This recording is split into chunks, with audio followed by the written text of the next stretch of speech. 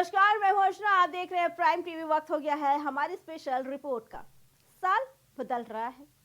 सूबे की double engine सरकार विकास के वादों में प्रदेश की जनता का हाल भी बदल रहा है। लेकिन क्या सच में प्रदेश की जनता को उसके हक की मूलभूत सुविधाएं मिल रही हैं? गांव से लेकर शहर तक विकास के नए आयामों के जो कसीदे पढ़े जा रहे हैं, क्या वो सच में साकार हो रहे हैं? सवाल ये भी अहम हो जाता है कि क्या वाकई प्रदेश की जनता बिजली, पानी, सड़क, शिक्षा जैसी मूलभूत मुद्दों पर सरकार के कामों से संतुष्ट है? ऐसे में प्राइम टीवी ने शहर से गांव तक रियलिटी चेक किया। देखिए हमारी खास रिपोर्ट। सरकार की जो ये जन कल्याणकारी योजनाएं हैं वो धरातल पर सबको दिख रही है और उससे कहीं ना कहीं जो इसका स्ट्रक्चर है हमारे भारत का वो मजबूत हुआ है। जो पूर्व प्रधानमंत्री स्वर्गीय अटल बिहारी वाजपेयी का सपना था वो आज साकार होने जा रहा है। चारों दिशाओं में हाईवे बनना और चारों दिशाओं को एक साथ जोड़ देना कि आज व्यक्ति कहीं से भी कहीं उसका समय नष्ट ना हो और जाम की व्यवस्थाओं से निजात पाया जा सकती है। सारी समस्याओं को लेकर के सरकार ने जो अपनी योजनाएं चलाई हैं वो जन कल्याणकारी योजनाएं हैं। सारे लोगों को उसकी सुविधाएं मिल रही हैं। भली बात हम ये मानते हैं कि हमारा कार्य जो है धरातल पे 70% हो रहा है और जो योजनाएं शासन की चल रही हैं लोगों तक पहुंच रही हैं। अब हम लोगों को और प्रयास करना है कि हमारा जो है योजनाओं का लाभ हर घर तक 90% पहुंचे और जो भी सरकार की कुछ नीतियां भी हैं वो लोगों को समझ में आ जाए और जागरूकता बढ़े। हम लोगों में क्या है कि अभी हम लोग घर बैठे योजना का लाभ लेते हैं, लेकिन हमको कुछ उसके लिए प्रयास और करना होगा। हमारी सड़क व्यवस्था, शिक्षा की व्यवस्था ये सरकार में बहुत अच्छी होगी और हमने जो समाज का वातावरण है बिना भेदभाव के बहुत ही अच्छा वातावरण है। आप कहीं भी जा सकते हैं, कोई आपसे बोलेगा नहीं। पहले क्या होता था पिछली सरकारों में कि लोग डरते थे, अब इस सरकार में डर नाम की चीज़ नहीं है। वर्तमान में बराबर में बिजली प्राप्त हो रही है। बीच में ये कोई है ऐसा जो काम आ गया मशीनरी है या कोई मामला है तो उसमें जो है थोड़ी बहुत देर के लिए कटे नहीं, बाकी तो जो है काम की। किसानों को क्या लाभ मिल रहा है बिजली से? किसानों के लिए जो है उसमें रोस्टर के हिसाब से जो है बिजली दी जा रही है। जो युवा इंटर पास कर लेता है उसको हमारी सरकार की तरफ से मोबाइल दिया जा रहा है और जो टेक्निकल हैंड हो जाता है लड़का या जो बीए पास कर लेता है, एमए पास कर लेता है, उसको टैबलेट दिया जा रहा है।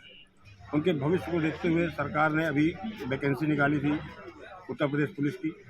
करीब 5 लाख के ऊपर लोगों ने एग्ज़ाम दिया, उसका रिजल्ट भी, परिणाम भी आ गया है। संभवतः कि अगले माह तक उनको शायद फिजिकल उनके होंगे। और कल्याणकारी योजनाएं हैं जैसे शिक्षा के क्षेत्र में अब अध्यापकों की भर्ती निकलने वाली हैं।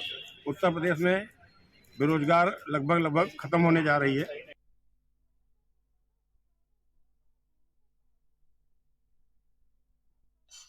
देखो, पहले की जो सरकारें थी जो पहले की सरकारें सपा शासन काल में उतनी व्यवस्थाएं अच्छी नहीं होती थी जो भाजपा के शासन काल में अच्छी हो रही है।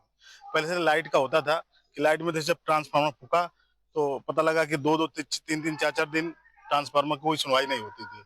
अब ऐसा इनका भाजपा शासन काल में अब ये हो गया है कि 2 से या 24 घंटे में इसका समस्या का निराकरण कर देते हैं इसका। अच्छा, ये देखा गया अभी पूर्व में कानपुर में जैसे नाले में एक बच्ची गिर के मौत हो गई थी, नाले खुले तो एक समस्या, बड़ी समस्या इसको नहीं, ये देखो समस्या क्या असल में उसमें जो अभी आज के पेपर में निकला है जो प्रेरणा पांडे ने देखा है तो उसमें सब अवैध कब्जा किए हुए हैं। तो अवैध कब्जा की वजह से वहीं के जो कब्जे वाले थे उन्हीं की बच्ची गिरी हुई है, कहीं से स्लैब वगैरह टूटी होगी उसी से वो नीचे जाके गिर गई। ठीक है, तो उसके लिए तो अवैध अभी जो है ना हटाया जा रहा है, फिर उसके बाद उसको जो नाला वगैरह सफाई करा गया तो उसको दुरुस्त कराया जाएगा। मेन समस्याएं होती है नाली की, सड़क की, पानी, बिजली की, इसको लेकर कैसे देखते हैं पुरानी सरकार में और ये जो नई सरकार, योगी सरकार में कितना बदलाव देखते हैं और क्या कहना चाहिए? बदलाव तो हुआ है लेकिन अभी भी कुछ कुछ चीजों में, जैसे नाले के वो जो खुले रहते हैं, सरकार को उस पर पूरा, या तो उसमें या तो उसको ढक देना चाहिए या तो उसमें वो लगा देना चाहिए। और जो बच्चे जो गिर रहे हैं, ये बहुत बड़ी समस्या हो गई है। इसके लिए सरकार को देखना चाहिए और इस पे पूरी कार्रवाई करनी चाहिए। शहर की जो मूलभूत सुविधाएं हैं आम जनमानस के लिए, जैसे बिजली हो गया, पानी हो गया, लाइट, होंगे हो गए, इंटरलॉकिंग वगैरह हो गए, तो इसको लेकर के किस तरीके से व्यवस्था देखते हैं आप? व्यवस्थाएं तो ठीक हो रही हैं, लेकिन कई कई जगह पे मतलब मैंने देखा है कि रोड के किनारे नाले खुले रहते हैं। जैसे कभी क्या होता है, उसमें सांड चले जाते हैं, सांड नीचे गिर जाते हैं, फिर निकालने में काफी मशक्कत करनी पड़ती है। कई बार छोटे बच्चे साइकिल चलाते चलाते उसमें गिर जाते हैं। जैसे अभी अभी हाल ही की घटना है कि एक लड़की थी, वो खुले नाले में गिर गई, जिसकी मौत हो गई। तो ये सब चीजें हैं, जैसे सरकार नाली बनाती है तो उसके ढक्कन की व्यवस्था ठीक से नहीं करती है। उसको ये भी ध्यान देना चाहिए कि नाली के साथ में उसके ढक्कन की भी व्यवस्था ठीक से करे। तो मतलब ये है कि बाकी सब तो ठीक है, बिजली भी ठीक चल रही है, लेकिन बिजली में जैसे खंभे हैं, कई जगह पे करंट उतरता रहता है, तो उसमें उसको थोड़ा घिराव करना चाहिए। ये थोड़ा ध्यान देनी चाहिए इन सब चीजों पे। कानपुर शहर में बिजली, पानी, सड़क, नाली, इसको लेकर के किस तरीके से उसमें क्या व्यवस्थाएं हैं कानपुर? देखिए, पहले से तो काफी बेहतर है। हाँ, अभी भी कुछ जगहों पर उतनी अच्छी व्यवस्था नहीं है, मगर जो कुछ इलाके हैं जहाँ पर काफी अच्छी व्यवस्था हुई है बिजली की, अभी जहाँ पर हम रह रहे हैं अभी करंटली, वहाँ पे अभी कुछ दिन पहले इंटरलॉकिंग हुई है, तो अब तो काफी अच्छी व्यवस्था हो गई है। गाड़ियां यहाँ पार्क करने की भी जगह है, बिजली की भी उतनी समस्या नहीं है। हर इलाके में नहीं कह सकता हूँ, क्योंकि कहीं कहीं बिजली की समस्या तो है। और नाली भी कई जगह पर नालियां खुली हुई हैं, कई बार गायें घुस जाती हैं उसमें, या कोई पशु है वो गिर जाते हैं, या छोटे बच्चे गिर जाते हैं, खतरा रहता है। तो बाकी अभी काफी कुछ काम होना बाकी है, मगर बहुत हद तक पहले जैसे बहुत बेहतर है। जहाँ पर बिजली पानी की व्यवस्थाएं नहीं थी वहां पर पहुंच चुकी हैं, लेकिन अभी और भी बहुत जगह पहुंचना बाकी है। कानपुर में बिजली, पानी, सड़क को लेकर के कानपुर की जनता क्या सोचती है, कितना बदलाव हुआ है? मेरे हिसाब से मैं यहाँ पे 1 साल से रह रहा हूँ, कोई बदलाव मुझे नहीं दिखा है। जैसे कि अभी तो ठंडी है, ठंडी में तो नालियाँ जो है पूरा सूखी हुई हैं, लेकिन अगर कहीं बरसात की मैं बात करूँ तो बरसात में इतना पानी भरा रहता है कि सड़कें और नालियों में कोई अंतर दिखता ही नहीं है। अब मान के चलिए जो पैदल जो इंसान आदमी जो चल रहा है उसमें आप मान के पूरा भीग ही जाएगा।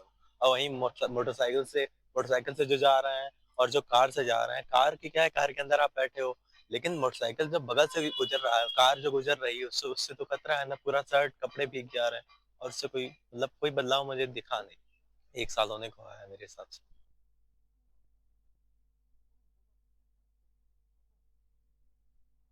बिजली, पानी, स्वास्थ्य की क्या व्यवस्था है, रोड की क्या व्यवस्था है?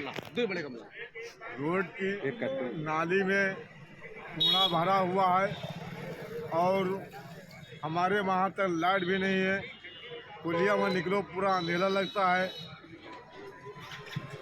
गाड़ी गली में खड़ी होती हैं, उनको जो है अगर लग जाए तो पता चोट खा जाए।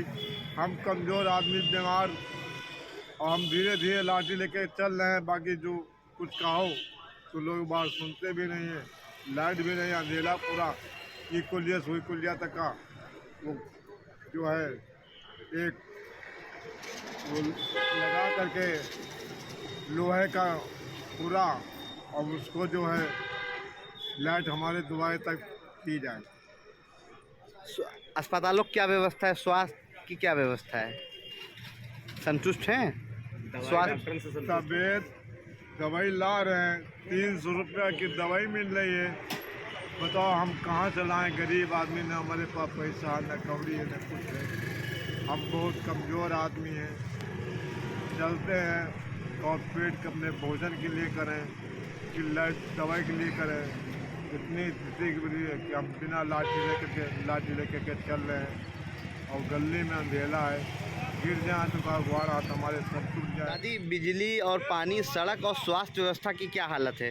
अब यह हालत थी कि दिन में तो लाइट रहबे न करी जी, सवेरा 9 बजे भर रही, 9 बजे के बाद में रहबे न करी, फिर 3 बजे आई जी। यह रही। पानी की क्या सुविधा पानी है? क्या है कि सवेरा रहत है, फिर तो रहते नहीं है, फिर संध्या का आई, फिर 3 बजे पानी वो लाइट आई तब लोग पानी के लिए। अस्पतालों की कैसी व्यवस्थाएं हैं? अब अस्पताल के तो भैया हम ना अस्पताल जाए थे ना हम जानी जी। और रोड की क्या हालत है? रोड तो ठीक बना है जी। हाँ, रोड सब बना है, खाली यह इतना रहत है कि पानी की सुविधा कम रहत, और लोग पंखा जैसे पंखा चले गए तो गर्मी में पंखा चलता ही नहीं है, लाइटिए नहीं रही तो पंखा कहाँ चले? अपना ही बात रहा। बिजली और पानी, सड़क और स्वास्थ्य व्यवस्था से कितना संतुष्ट हैं आप सरकार की? देखिए, बिजली की स्थिति तो ये है कि जैसे पहले तो फिर भी ठीक था, 100 वाट वाला बल्ब कम से कम 1500-1400 रुपये में फुर्सत तो मिल जाती थी महीने में। अब मैं खुद हर महीने 4000-5000 रुपये बिल भरता हूँ, चाहे ठंडी हो चाहे गर्मी हो। गर्मी होगा तो जस्ट डबल, ठंडी में 4000-4500 रुपये का बिल आ रहा है। तो ये हाल है बिजली का। स्वास्थ्य व्यवस्था? स्वास्थ्य व्यवस्था तो आप लोगों ने खुद ही देखा कोरोना में क्या था, सेम वैसे ही चरमराई हुई है हालत जी। सड़क और पानी? सड़कें तो रोज़ बनती है, रोज़ खोदी जाती है। कोई सिस्टम है ही नहीं गवर्नमेंट का कि आज पहले पाइप डाल लिया जाए, रोड बनने से पहले सीवर लाइन डाल ली जाए। जिसका जब मन करता है वो लाता है मशीन, अपना खोदना शुरू कर देता है रात में, खोद खाद के छोड़ के वैसे ही चला जाता है। बाद में देखे निर्माण विभाग क्या करना है क्या नहीं करना। बिजली, पानी, सड़क और स्वास्थ्य व्यवस्था से आप कितना संतुष्ट हैं सरकार की? देखिए, बिजली के मसले में आप जैसा देख रहे हैं, जैसे ये सरकार आई और बहुत ही महंगाई की बात, आपकी बार मोदी सरकार अपना ये लक्ष्य लेके हम समाज के बीच में आई, लोगों को बहुत जो है गुमराह किया इन्होंने। बिजली तो जब हम लोग ये येलो बल्ब इस्तेमाल करते थे आपने देखा होगा, और अब हम लोग वाइट बल्ब CFL हाँ वो जला रहे हैं। उस पर भी आप देख रहे होंगे कि जो है हमारा बिजली का बिल प्रतिदिन बढ़ता ही जा रहा है। जो स्मार्ट मीटर लाए हैं, पता नहीं चाइनीज़ मीटर कौन लाए, किसी का बिल, कोई भी एक संतुष्ट ग्राहक नहीं है पूरे देश भर में जो बिजली से संतुष्ट हो। स्वास्थ्य व्यवस्था से कितना संतुष्ट? चिकित्सा में भी आप लगातार माननीय मंत्री जी ब्रजेश पाठक जी आए दिन दौड़ा कर रहे हैं, औपचारिक निरीक्षण कर रहे हैं, हर अस्पतालों में जा रहे हैं, आ रहे हैं। लेकिन स्वास्थ्य जैसे है वैसे ही अभी भी बदहाल है। बेडों की व्यवस्थाएं नहीं हैं और जो है लाइन लंबी लगनी पड़ रही, दवाइयाँ नहीं हैं, अधिकतर दवाइयाँ बाहर से ही लेना पड़ रहा है, और जो हमारी मूल व्यवस्थाएं हैं वो पूरी तरह डगमगाई हुई। पानी और सड़क पे क्या कहेंगे? पानी का जो है पानी और सड़क में दोनों में भी आप समझ सकते हैं, पानी भी पूरे आए दिन पानी नाल ये सीवर का काम इनका कहीं नहीं सही से है, जिस कारण ये अक्सर पानी से कनेक्ट हो जाता है, जिस कारण अक्सर लोगों को पेट की बीमारियां हो जाती हैं। और सड़क जो है आप देख रहे हैं जहां बनती हैं दूसरे तीसरे दिन ही खुद जाती हैं। अब ये किस तरह से बना रहे हैं ये जाने, इनका निर्माण विभाग जाने।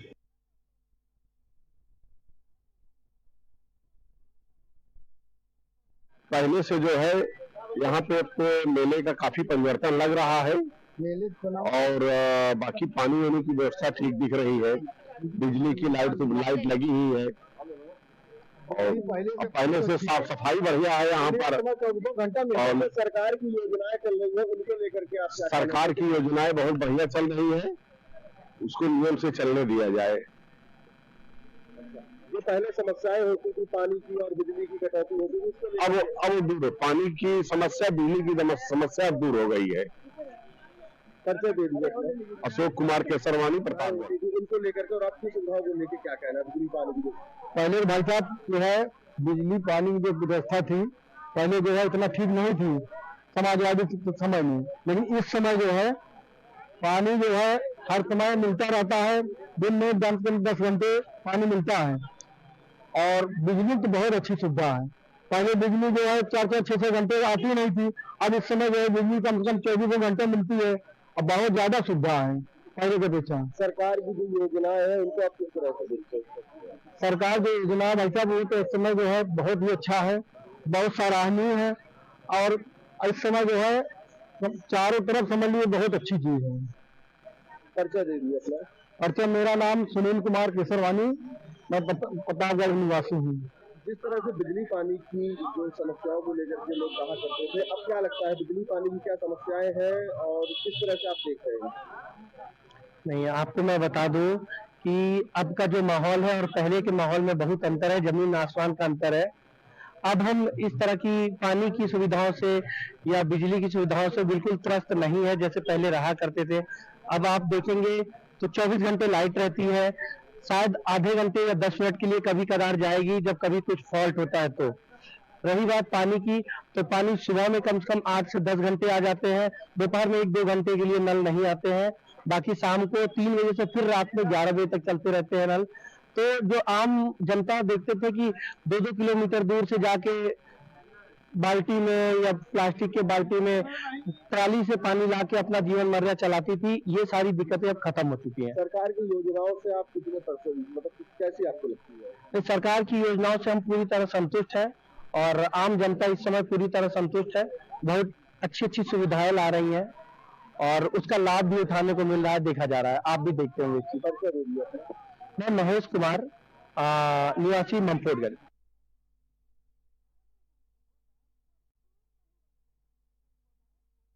अब्दुल्ला जी, सड़कों को लेकर के केंद्र और प्रदेश सरकार द्वारा कई कार्य किए जा रहे हैं, क्या कहना चाहेंगे आप उन सुविधाओं के बारे में? देखिए, सुविधा तो बहुत अच्छी मिल रही है। पहले के सरकार में उतना सुविधा नहीं थी, सड़क नहीं अच्छी थी। अब की भाजपा सरकार में बहुत अच्छी सड़क भी है और राहगीर जो है बहुत आसानी से अपने घर पहुंच जा रहे हैं। सरकार बहुत अच्छी है और सड़क भी इधर बहुत अच्छी बन गई है, बहुत अच्छी सुविधा है। क्या चाहेंगे, मतलब क्या देखते हैं आप सरकार को इस तरह की जो है सुविधाओं को कैसे आप महसूस करते हैं? पहले की सरकार से और अब की सरकार में, हमारी सरकार में बहुत अच्छा बदलाव हुआ है और सड़क भी बहुत अच्छे है और राहगीरों को बहुत अच्छी जो है व्यवस्थाएं मिल रही है, आसानी से अपने घर जो है पहुंच रहे हैं सब।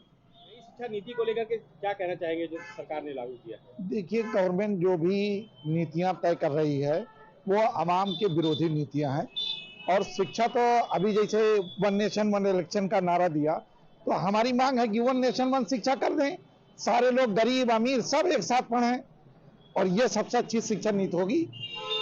आजकल के दौर में जो सरकार ने नई शिक्षा नीति लागू की है उसमें सभी एक समान शिक्षा है, मतलब इससे कि आपका एक गरीब बच्चा भी जो है मुफ्त शिक्षा पाए और वो भी ट्रेड जैसी शिक्षाओं को जो है ग्रहण कर सके, क्या कहना चाहेंगे उसके बारे में? नहीं, आप देख रहे हैं आज जो शिक्षा व्यवस्था है, प्राइमरी स्कूलों में टीचर नहीं है तो कैसे गरीब बच्चा तो प्राइमरी विद्यालय में जाता है और वहाँ न टीचर है न व्यवस्था है, तो कैसे सबको ऊपर ले जाएंगे भाई? और नीचे जो है, जो लोगों में वो है टैलेंट है, वो ऊपर नहीं आ रहा है। जो गरीब बच्चों में टैलेंट है उसको ऊपर लाने के लिए गवर्नमेंट को चाहिए कि उन गरीब बच्चों के लिए सबसे अच्छी व्यवस्था बनावे और यही सबसे अच्छी नीति होगी। तालीम के दौर में सबसे अच्छी शिक्षा आप क्या मानते हैं? तालीम का नाम ही शिक्षा है और सारे लोग शिक्षित होंगे, सबकी सोच अच्छी होगी, हमारा मुल्क तरक्की करेगा, समाज तरक्की करेगा। समाज में वैमनस्यता जिस तरीके से पढ़ाई गई है वो खत्म होगी। इसलिए तालीम तो इंसान को इंसान बनाती है, इंसानियत का जामा पहनाती है। इसलिए तालीम के लिए तो हर तरह से तमाम बजट से सबसे ज्यादा बजट तालीम पे खर्चा करना चाहिए ताकि हमारा समाज सुदृढ़ हो, हमारा मुल्क सुदृढ़ हो, हमारा गांव सुदृढ़ हो, हमारा हर इलाका सुदृढ़ हो और हमारा समाज सुदृढ़ होके इस पर काम करे। कई अहम योजनाएं संचालित की हैं, क्या कहना चाहेंगे आप इसको लेकर? आप लगता है अब आप संत कबीर नगर का भ्रमण नहीं करते।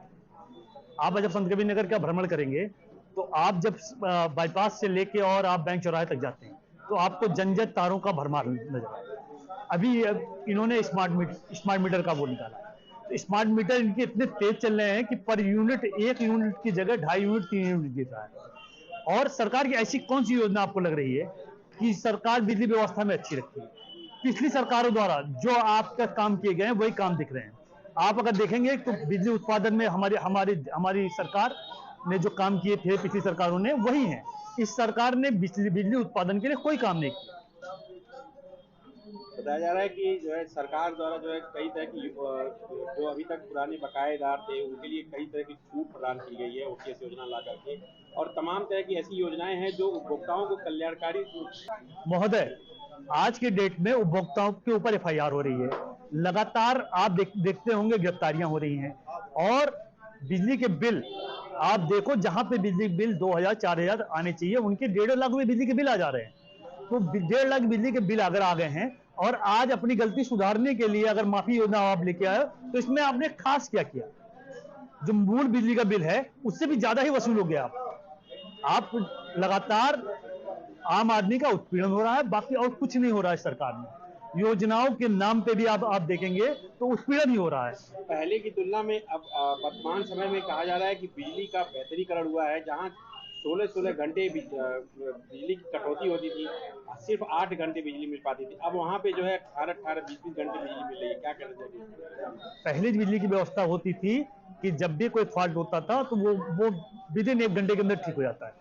अब जब फॉल्ट होते हैं तो आप देखेंगे 4-4 घंटे, 5-5 घंटे और फॉल्ट ही नहीं ठीक होता है। कुछ गांव तो ऐसे रहे हैं जहां 3-3 दिन, 4-4 दिन से बिजली ही नहीं आई है। अगर आप पीछे देखेंगे तो तमाम आपकी ऐसी शिकायतें आई हैं कि कई गाँव में बिजली नहीं रही है और 3-3 दिन तक फॉल्ट नहीं ठीक कर पाए हैं। तो वर्तमान जो इंजीनियर चल रहे हैं वो क्या कर रहे हैं, और अभी इन्होंने बिजली विभाग को प्राइवेट करना, तो इसका हम लोग घोर विरोध करते हैं। बिजली विभाग का सुधार की जरूरत है, प्राइवेटीकरण की जरूरत नहीं है। आपने देश का एक एक हिस्सा बेच दिया, बिजली विभाग बचा हुआ है, आप उसको क्यों बेचना चाहते हैं और किसको बेचना चाहते हैं? अगर बेचना चाहते हैं तो पहले बताइए कि हम इसका प्राइवेटीकरण फला को बेचेंगे, और क्यों बेचेंगे उन्हीं को? क्या वर्तमान में आप जो व्यवस्था चल रही है वो व्यवस्था फेल चल रही है? अगर फेल चल रही है तभी तो आप प्राइवेटीकरण करोगे, और एक तरफ आप कह रहे हो कि हम जन कल्याण योजना ला रहे हैं, तो दोनों में विरोधाभास है। और मैं उन कर्मचारियों के साथ हूं जो कर्मचारी वर्तमान में बिजली विभाग में जॉब करते हैं। आप उनकी नौकरी पे क्यों आप हाशिए पे रखना चाहते हैं? कहा जाता है कि प्राइवेटाइजेशन की बजाय जो है सरकार साझेदारी पे ज्यादा इसमें बल दे रही थी। कहीं ना कहीं ये जो है सरकार अच्छी सोच रही है बिजली को लेकर के। आप किस साझेदारी की बात कर रहे हैं? सरकार, वही तो हमने कहा, सरकार बताए ना कि कितना % प्राइवेट होगी और कितना होगा आपका प्राइवेटीकरण। इनकी सरकार की हिस्सेदारी क्या रहेगी और सरकार जिम्मेदारी क्यों नहीं उठाती? सरकार द्वारा स्वास्थ्य सेवाओं को लेकर के जो है काफी कुछ सुविधाएं प्रदान की जा रही हैं। क्या कहना चाहेंगे आप स्वास्थ्य सुविधाओं को लेकर के? जब से देश और प्रदेश देश में यशस्वी प्रधानमंत्री नरेंद्र मोदी जी के नेतृत्व में देश में जब से सरकार बनी और उत्तर प्रदेश में गोरक्षपीठाधीश्वर, उत्तर प्रदेश के लोकप्रिय मुख्यमंत्री परम पूज्य योगी आदित्यनाथ जी महाराज के सानिध्य में जब से सरकार बनी तब से चिकित्सा नंबर 1 पे रही है। उसमें गरीबों का इलाज बहुत ही बढ़िया, मेडिकल कॉलेज, हॉस्पिटल में जो सुविधाएं, नई मशीनें, आधुनिक मशीनें हर जगह हर जिले पे हमारे सरकार के द्वारा लगाई जा रही है। आमतौर पर कहा जाता है कि गरीबों के लिए दवाइयाँ मुफ्त में दी जा रही हैं, लेकिन अभी देखा जाता है कई तरह की जो मतलब गरीब तबके के लोग हैं उनको दवाइयाँ समय पे नहीं मिल पा रही हैं, लोगों को बाहर की दवाइयाँ खरीदनी पड़ रही है। क्या कहना चाहिए? नहीं, ऐसी नहीं है। कहीं अगर शिकायत आई होगी तो हमारी सरकार उस पर कड़ी से कड़ी कार्रवाई की। उत्तर प्रदेश में जो सत्ता के सिंहासन पे परम पूज्य महाराज जी बैठे हुए हैं, कहीं किसी से कोई भी कमी होगी, चाहे कितना भी बड़ा अधिकारी होगा, अगर ऐसा काम गरीबों के साथ करेगा तो कतई उसको बख्शा नहीं जाएगा। ब्लड बैंक में जांच जो सुविधाएं हैं उसके बारे में क्या कहना चाहेंगे आप? ब्लड बैंक में जो भी सुविधाएं हैं बहुत बढ़िया हैं, और ब्लड बैंक पहले की सरकारों में न दवाई ठीक से मिल पा रही थी, न ब्लड बैंक में वो सुविधाएं मिल पा रही हैं। हमारी सरकार जब से 2017 से आई है उत्तर प्रदेश में, तब से ब्लड बैंक में भी सुविधाएं गरीबों को मिल रही हैं और हॉस्पिटल में भी सुविधाएं गरीबों को दिया जा रहा है। आयुष्मान योजना का लाभ के बारे में क्या कहना चाहेंगे? आयुष्मान योजना में सबसे पहले तो जितने हमारे गरीब तबके के लोग हैं, सबसे ज्यादा लाभ हमारे आयुष्मान योजना में उन्हीं को लाभ मिल रहा है, हमारे गरीबों को लाभ मिल रहा है, सबसे अधिक गरीबों को लाभ मिल रहा है। आपको नहीं लगता कि ये पक्षपात है कि जो है इस तरह की योजना लागू करते हैं? मैं आपको बता दूं कि हमारी सरकार में शुरू से नीचे तबके से लेकर के चाहे ऊपर तबका हो, हमारी सरकार सबका साथ सबका विकास से काम कर रही है। किसी एक को आयुष्मान योजना नहीं मिल रहा है। आयुष्मान योजना का लाभ सारे लोग पा रहे हैं, उसमें कोई पक्षपात नहीं हो रहा है। एम्बुलेंस सेवा को लेकर के क्या कहना चाहिए? एम्बुलेंस सेवा हर जगह उपलब्ध है, हर समय उपलब्ध है, हर घंटे उपलब्ध है, हर हॉस्पिटल में उपलब्ध है। एक आखिरी सवाल, सरकार के प्रति इतना जो एम्बुलेंस सुविधा है वो तो पूर्ववर्ती सरकार की ही देन है, कि सरकार के प्रति इतना लिबरल क्यों? सरकार पिछली सरकारों में एम्बुलेंस की सुविधाएं या चिकित्सा सुविधाएं किसी से छुपा नहीं है। जब से उत्तर प्रदेश में यशस्वी लोकप्रिय मुख्यमंत्री महाराज जी बने हैं, तब से जाकर के चिकित्सा की सुविधाएं हर हॉस्पिटल में बहुत बढ़िया हुई हैं और एम्बुलेंस की सुविधा बहुत बढ़िया हुई है।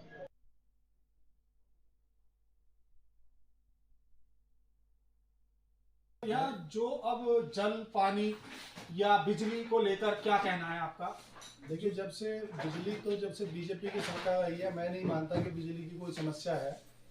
मोदी सरकार ने जब से सोलर के ऊपर फोकस किया, और भी कम होती चली जाएगी। लेकिन जो गाजियाबाद की मेन समस्या है, जैसे आपने कहा जल की बात करें तो 2000 तक इतना अच्छा जल था गाजियाबाद का, जहाँ हम रहते हैं यहाँ का TDS था 150 to 200। लेकिन अब क्या हुआ है, अब यहाँ 300 प्लस वो चला गया आपका TDS। अब बात आती है बाकी समस्याएं, जैसे हमारी सबसे बड़ी समस्या है TDS बढ़ा क्यों है? क्योंकि ड्रेनेज प्रॉपर नहीं है। ड्रेनेज का मतलब है सीवर। जहाँ भी आप देखें, अवंतिका में जाके देखें, तालाब है तो उसमें सीवर का पानी जा रहा है, अगर नालियाँ हैं तो उनमें सीवर भरी पड़ी है, सीवर है तो वो खाली नहीं हो रही है, सुबह से शाम तक भरती है सीवर, फिर उसके बाद लीक होनी हो जाती है, जगह जगह लीक हो रही है। और ये अमूमन अवंतिका में भी समस्या है और गाजियाबाद के और कई सारे वार्डों में है। इसके अलावा दूसरी समस्या है आवारा पशुओं को लेकर के। जैसे गाय हैं वो खुली घूम रही है, जबकि नंदग्राम में इतना बड़ा वो बनाया हुआ है गौशाला, उसके बावजूद भी गाजियाबाद में जहाँ देखें आप, जगह जगह आपको गाय और खुले सांड आपको मिल जाते हैं, जिनकी वजह से दुर्घटना होती है। दूसरे पशु होते हैं हमारे, जैसे कुत्ते हैं। नगर निगम या सरकार इतना पैसा भेजती है कि जिससे कि उनकी प्लानिंग हो जाए कि भी उनकी जनसंख्या कम हो, लेकिन मुझे नहीं लगता कि एग्जीक्यूट ठीक होती है। जिस भी गली में जाए आवारा 8 से 10 कुत्ते यहाँ होते हैं। तीसरी चीज है बंदर। हर मोहल्ले में चले जाएं गाजियाबाद के, आपको 10-20 बंदर नजर आ जाते हैं, जो लोगों को परेशान भी करते हैं, बाइट भी काटते भी हैं। आप MMG या संजय नगर में जो सरकारी अस्पताल है वहाँ चले जाएं, डेली शायद 100-200 लोगों को वहाँ इंजेक्शन लगाए जाते हैं कि एंटी रेबीज लगाए जाते हैं। तो बताइए इससे बड़ा दुर्भाग्य क्या होगा? इतना बड़ा सिस्टम होने के बावजूद भी हम इन चीज़ों को कंट्रोल नहीं कर पा रहे।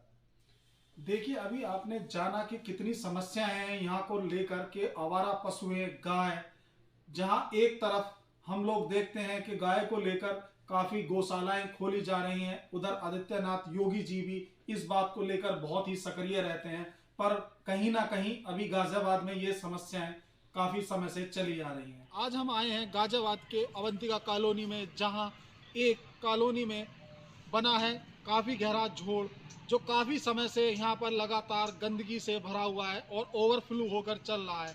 आइए जानते हैं यहाँ कर लोगों से क्या क्या समस्याएं इस तालाब को लेकर आती हैं। क्या नाम है सर आपका? मेरा नाम मनोज तिवारी है जी। और जो मैं इस अवंतिका द्वितीय का RWA का सेक्रेटरी हूँ। और जो सबसे बड़ी आज की डेट में समस्या है जो हम लोग इस कॉलोनी के अंदर फेस कर रहे हैं कि इसमें ये कॉलोनी में एक तालाब है जो कि हरसाओं ग्राम के रकबे के अंदर ये तालाब आता है। इस तालाब का सौंदर्यीकरण बहुत पहले कराया गया और अभी कुछ दिन पहले भी इसका सौंदर्यीकरण नगर निगम की स्वीकृति से किसी प्राइवेट सेक्टर के द्वारा कराया गया है। लेकिन जब ये तालाब का सौंदर्यीकरण चल रहा था तो हम लोगों ने इस तालाब के सौंदर्यीकरण का विरोध किया और विरोध करने में हमने ये कहा था कि भाई अगर ये तालाब का सौंदर्यीकरण आप इसका गहराई बढ़ाएंगे, इसका रकबा बढ़ाएंगे तो इसके अंदर सीवर का पानी इकट्ठा होगा। तब हमें जो है नगर निगम की तरफ से, नगर निगम के अधिकारियों की तरफ से, जनप्रतिनिधियों की तरफ से ये आश्वासन दिया गया कि भाई साहब इसके अंदर जो है ये बहुत सुंदर सौंदर्यीकरण कराया जाएगा और सौंदर्यीकरण के अंदर तालाब के अंदर जो है किसी भी तरह से सीवर का पानी नहीं आएगा। आज स्थिति ये है क्योंकि हमारे यहाँ सीवर की ओवरफ्लो की समस्या पहले से है और जो है जो स्पेशली अंचल हाउसिंग है, इस सीवर की समस्या के लिए समाधान के लिए कोई काम नहीं कर रहा। हमारी कॉलोनी कुछ इस तरह की कॉलोनी है कि ना तो वो नगर निगम के अंतर्गत आती है लेकिन प्राधिकरण से स्वीकृत जरूर है और इसका रखरखाव का सारा जिम्मा अंचल हाउसिंग का है, जो कि अंचल हाउसिंग इसका कोई रखरखाव नहीं कर रही है। और जो ये जो ओवरफ्लो होके जो है नालियों में जो सीवर का पानी है और सीवर का पानी जो है झोड़ के अंदर निरंतर चला जा रहा है। इस तरह के बीच में कई बार हमने NGTT के पदाधिकारियों को और नगर निगम के पदाधिकारियों को अखबारों के माध्यम से, जन सुनवाई के माध्यम से, पर्सनल व्यक्तिगत पत्राचार से भी उनको संपर्क किया। होता कुछ नहीं है, आश्वासन बहुत सारे हैं, लेकिन मिला जुला के ये है कि नगर निगम ये जो है झोड़ जो है जिसके अंदर निरंतर सीवर का पानी आ रहा है, चारों तरफ से अगर देखेंगे तो उधर से भी सीवर का पानी आ रहा है, इधर से भी सीवर का पानी आ रहा है। होना इसका ये है कि जो है पूरे के पूरे क्षेत्र का भूजल जो है वो खराब हो जाएगा और इसकी कोई चिंता लेने के लिए तैयार नहीं। जब इस जोड़ की खुदाई चल रही थी तो मैंने इस जोड़ की खुदाई का विरोध किया। विरोध का मुख्य कारण यही था कि भाई इसके अंदर सीवर का पानी भरेगा और सीवर का पानी भरेगा तो जो है इसमें दिक्कतें आएंगी। लेकिन जो है मेरी बात को संज्ञान किसी ने नहीं लिया। उस समय लोगों ने कहा कि नहीं, हम यहाँ सीवर की समस्या सॉल्व करा देंगे। नगर निगम के पदाधिकारियों के द्वारा कहा गया कि सीवर की समस्या सॉल्व करा देंगे। पिछले लगभग 6 महीने से निरंतर देख रहा हूँ, ना तो कोई नगर निगम सुध लेने को तैयार है। जिस ठेकेदार ने, जिसने भी इसे पब्लिक प्राइवेट पार्टनरशिप के अंदर खुदवाया, उसने अपना मुनाफा पूरा कर लिया। जिन जिन लोगों को मुनाफाखोरी होनी थी उन लोगों की मुनाफाखोरी होगी और हम लोगों के लिए एक सिर का दर्द हो गया। जोड़ विरोधी नहीं है हम लोग, हम तालाब विरोधी नहीं है, लेकिन हम चाहते हैं कि इसके अंदर किसी भी रूप में जो है सीवर का पानी ना आए। लेकिन सीवर का पानी अगर इसमें नहीं आता है तो सारी की सारी कॉलोनी में सीवर का पानी आज की डेट में भर रहा है।